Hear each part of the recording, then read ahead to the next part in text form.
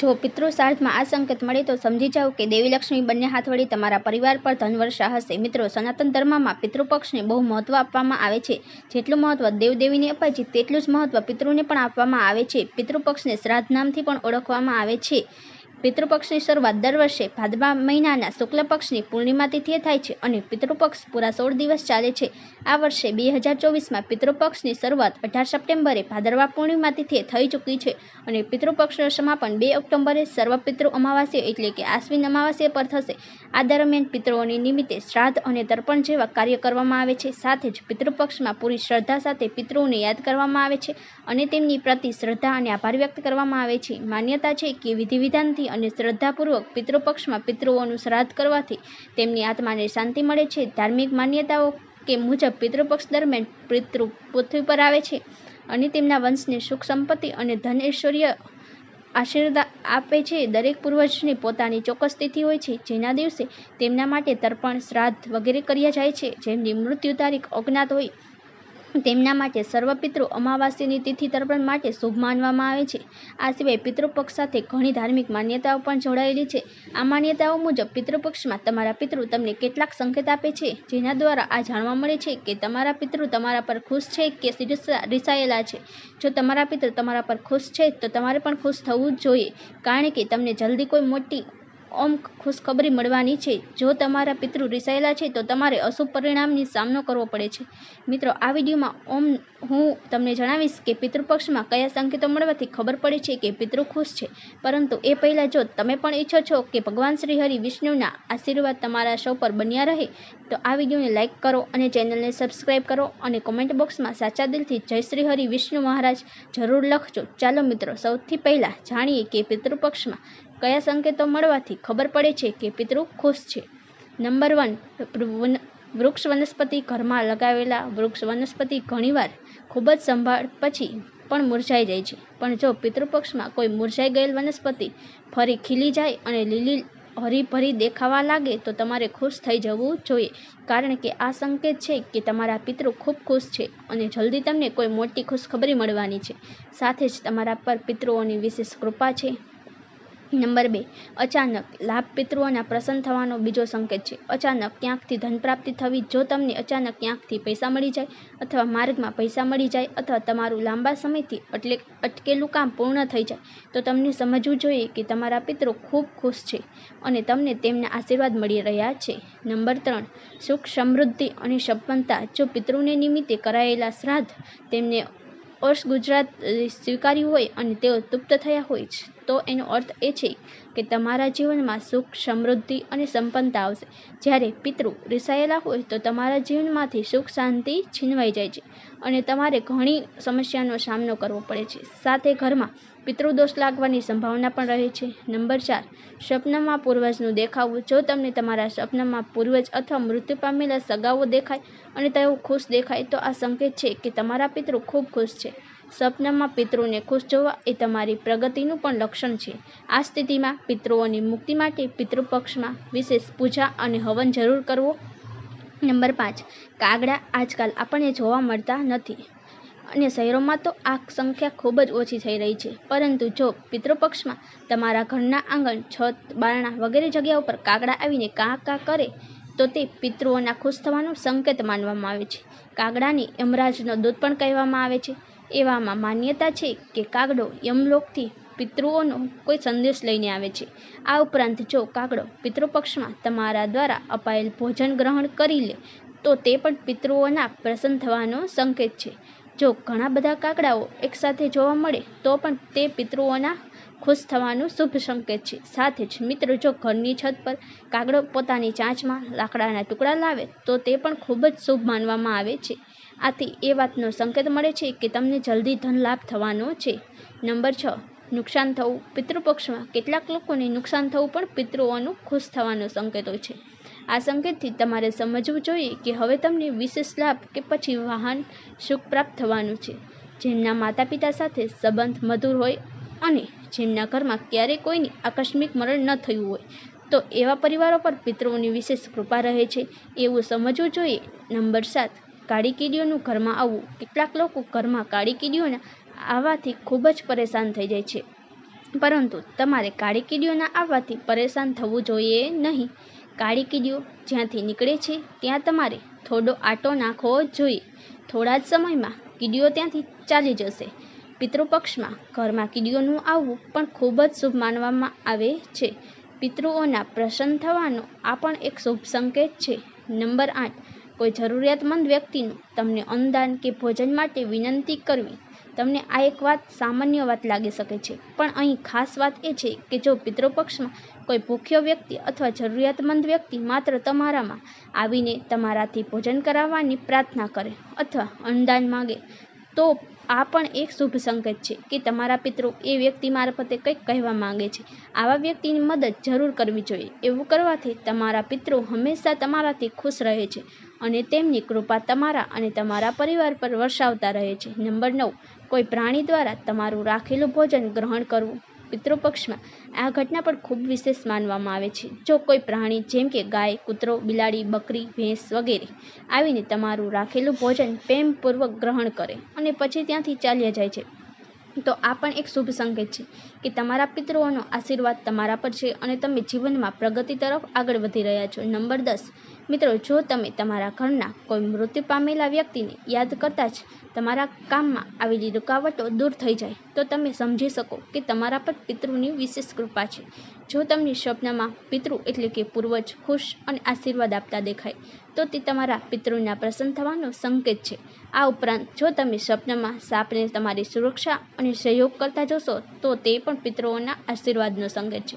તો મિત્રો, આ તે સંકેતો હતા જે જણાવે છે કે તમારા પિતૃ તમારાથી ખુશ છે. જો વિડીયો પસંદ આવ્યો હોય તો વિડીયોને લાઇક અને શેર કરો અને તમારા પોતાના ચેનલ ધાર્મિક વાર્તાને સબસ્ક્રાઇબ કરીને બેલ નોટિફિકેશનને ઓલ પર સેટ કરો, જેથી અમારા આવનાર દરેક નવા વિડીયોની સૂચના તમને સૌથી પહેલાં મળી શકે. તેમજ કોમેન્ટ બોક્સમાં જય શ્રી હરિ વિષ્ણુ, જય પિતૃદેવ જરૂર લખજો. વિડીયો જોવા માટે તમારો ખૂબ ખૂબ આભાર.